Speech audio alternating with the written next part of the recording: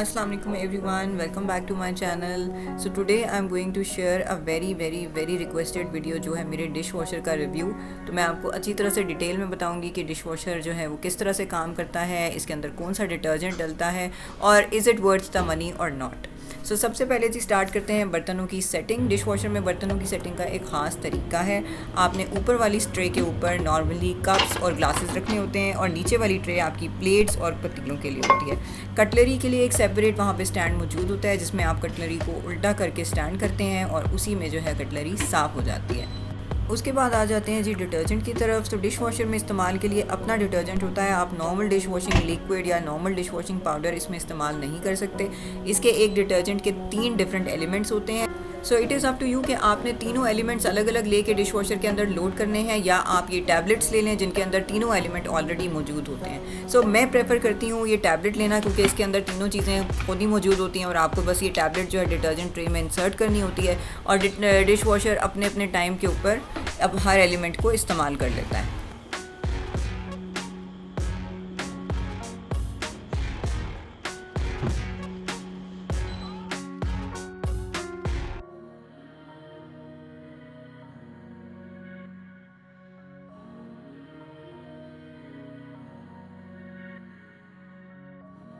सो dish washer में ये 2 fans होते हैं जो कि पानी को स्प्रिंकल करते हैं उन डिशेस के ऊपर। सो आपने जब भी बर्तन लोड करने हैं सबसे पहले आपने इन दोनों फ़ैन्स को एक बार घुमा के देख लेना है कि कोई ट्रे या कोई चम्मच या कोई भी बर्तन इन 2 फ़ैन्स की मूवमेंट को स्टॉप तो नहीं कर रहा। सो आपने एक दफ़ा इनको सर्कुलेट करके चेक करना है।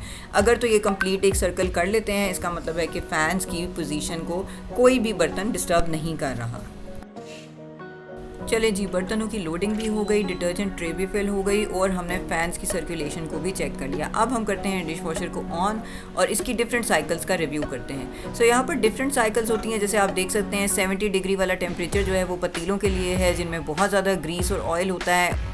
उसके बाद एक ऑटो की सेटिंग है जिसमें डिश वॉशर जो है वो खुद से लोड के मुताबिक सेटिंग करता है कि टेम्परेचर कितना होना चाहिए। इको सेटिंग भी है और कप्स और ग्लासेस के लिए 45 डिग्रीज़ की सेटिंग है।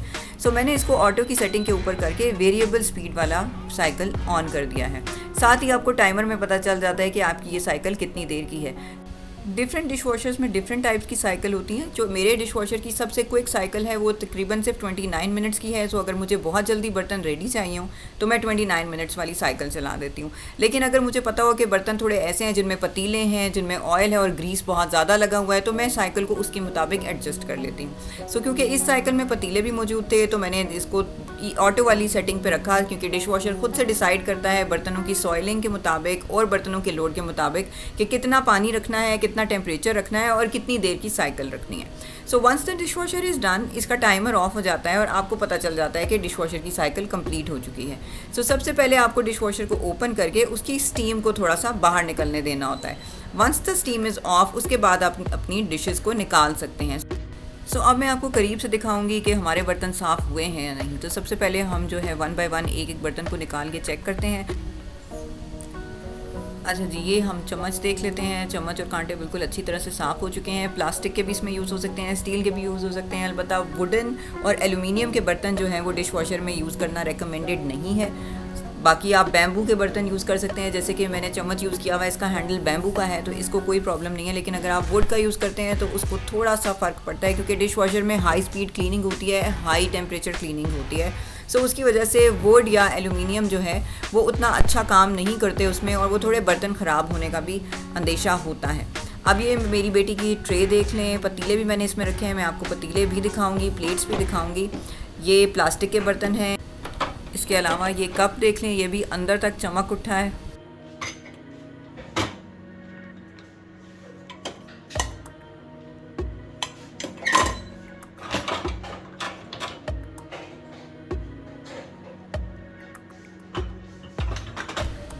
अच्छा जी, अब आ जाते हैं पतीलों के ऊपर। तो पतीलों को भी चेक करने क्योंकि बहुत सारे लोग कहते हैं जी डिश वॉशर में पतीले सही साफ़ नहीं होते।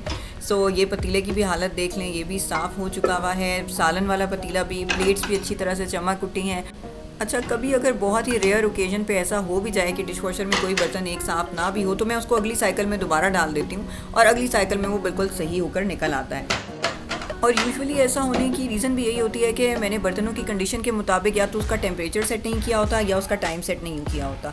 लेकिन अब क्योंकि मुझे इतने साल हो गए हैं इसको इस्तेमाल करते हुए, तो मुझे अच्छी तरह से पता है कि किस लेवल की कंडीशन हो तो मुझे कितने लेवल का टेम्परेचर इस्तेमाल करना है और कितनी देर की साइकिल इस्तेमाल करनी है। तो अब बहुत ही रेयर है कि ऐसा हो जिसमें बर्तन एक साइकिल के बाद भी मुझे कभी कोई गंदा नज़र आए। सो आपको अगर ये चीज़ समझ आ जाती है कि बर्तनों की कंडीशन के मुताबिक आपको किस लेवल का टेम्परेचर सेट करना है, तो आपके लिए कभी भी ऐसा नहीं होगा कि डिश वॉशर में बर्तन कभी भी गंदा रह जाए। अब आप ये चम्मच देख सकते हैं, प्लेट्स मैंने आपको अच्छी तरह से दिखा दी, पतीले चेक करवा दिए। सिलिकॉन के चम्मच भी बहुत अच्छी तरह से साफ़ होते हैं, इनका बैम्बू का हैंडल है, स्टील, प्लास्टिक, ये सब चीज़ें इसमें बहुत ही अच्छी साफ़ होती हैं। कुछ ख़वातीन के सवाल हैं कि जी इलेक्ट्रिसिटी कंजम्पशन के ऊपर भी कुछ बताएं, तो मैंने अपनी इलेक्ट्रिसिटी कंजम्पशन के ऊपर बहुत ज़्यादा इफेक्ट इसका नोटिस नहीं किया। उतना ही बिल आता है जितना नॉर्मल आता है, और जबकि ये तो एक थोड़ा पुराना मॉडल है क्योंकि मैंने काफ़ी पहले लिया था, तकरीबन 6-7 साल हो चुके हैं इसको। और अब वाले मॉडल्स तो इन्वर्टर टेक्नोलॉजी के ऊपर आ रहे हैं जो कि बहुत ही कम बिजली लेते हैं। सो आई एम डेफिनेटली श्योर कि वो इलेक्ट्रिसिटी कंजम्पशन के मामले में इस वाले मॉडल से कहीं ज़्यादा बेहतर होंगे। सो प्राइस के ऊपर अगर आ जाएँ तो मैंने ये तकरीबन 6-7 साल पहले ख़रीदा था फॉर 65,000 पाकिस्तानी रुपीज़, लेकिन डेफिनेटली अब इनकी प्राइसेस काफ़ी ज़्यादा डिफरेंट हो चुकी हैं क्योंकि एक तो डॉलर रेट बढ़ चुका हुआ है, और दूसरा डेफिनेटली चीज़ अब नए मॉडल और नई टेक्नोलॉजी के साथ आती है तो उसकी प्राइस भी ज़्यादा ही होती है। अच्छा जी, ये मेरी एक दूसरी साइकिल का रिज़ल्ट है जिसमें मैंने सिर्फ 29 मिनट्स के लिए इसको चलाया था क्योंकि मुझे पता था बर्तन इतने ज़्यादा गंदे नहीं थे, और सिर्फ प्लेट्स वगैरह थी और कुछ प्लास्टिक के चम्मच वगैरह थे जो कि बहुत ही अच्छी तरह से साफ़ हो गए हैं। तो मैंने सोचा इसमें भी मैं आपको दिखा दूँ कि क्या रिज़ल्ट्स थे। जैसे कि ये मेरे इलेक्ट्रिक प्रेशर कुकर का पॉट है, इसको भी मैं डिश वॉशर में ही साफ़ करती हूँ। अब ये पतीला मैंने ऊपर रखा हुआ था, हालांकि पतीलों की ट्रे नॉर्मली जो है वो नीचे वाली होती है, लेकिन मैंने आप लोगों को दिखाने के लिए कुछ चीज़ें ऊपर नीचे मिक्स एंड मैच करके भी रखी हैं, और वो पतीला भी अच्छी तरह से साफ़ हुआ था। ये एक जग है जो शीशे का, ये भी मैंने इसमें रखा हुआ था ताकि आपको मैं दिखाऊँ कि किस किस तरह के मटीरियल्स को आप डिश वॉशर में अच्छी तरह से साफ़ कर सकते हैं। तो ये सारी बातें तो हो गई डिश वॉशर के रिज़ल्ट के मुताबिक। सो मुझसे बहुत सारी लड़कियाँ पूछती हैं कि जी is it worth the money और नॉट। तो मेरे हिसाब से it is totally worth the money, लेकिन इट डिपेंड्स कि आपकी प्रेफरेंस क्या है। सो मेरी प्रेफरेंस ये है कि मेरा टाइम सेव हो, मेरा काम जो है वो जल्दी हो जाए, और उसके अलावा वही टाइम मैं किसी और प्रोडक्टिव या क्रिएटिव काम के अंदर लगा सकूँ। सबसे बड़ा फ़ायदा जो मेरे ख्याल से डिश वॉशर का है वो उसमें ये है कि आप उसमें बर्तन लोड करके वही टाइम किसी और काम में इस्तेमाल कर सकते हैं। जो सबसे ज़्यादा मेरे लिए इंपॉर्टेंट है, to spend time with my daughter. So I put the dishes in my dishwasher and I have that whole time to spend with my daughter and we enjoy all kind of creative activities. So ये तो हो गया जी हमारा dish washer का review, लेकिन इसके अलावा भी मैंने बहुत सारी डिश वॉशर की वीडियोस प्लान कर रखी हैं, जिनमें एक वीडियो होगी how to load the dish washer, क्योंकि डिश वॉशर में बर्तन कैसे रखने हैं, किस तरीके से रखने हैं, उसका भी एक स्पेसिफिक तरीका और पैटर्न है। फिर डिश वॉशर के डिटर्जेंट से मुतालिक भी एक वीडियो ज़रूरी है, क्योंकि आप लोगों को पता होना चाहिए कि डिश वॉशर के डिटर्जेंट के कौन से 3 एलिमेंट्स हैं और उनका क्या क्या इस्तेमाल है, और आप उन तीनों को इकट्ठे इस्तेमाल करेंगे तो आपको क्या रिज़ल्ट मिलेंगे, और आप किसी को स्किप करेंगे तो क्या रिज़ल्ट मिलेंगे। ये भी एक बहुत इंपॉर्टेंट चीज़ है। इसके अलावा डिश वॉशर से रिलेटेड एक बहुत ही इंपॉर्टेंट वीडियो है कि डिश वॉशर की क्लीनिंग कैसे होगी, क्योंकि ज़ाहिर है एक मशीन अगर आपके बर्तन साफ़ कर रही है तो आपको 1-2 महीने के बाद उसको भी क्लीन करने की ज़रूरत है।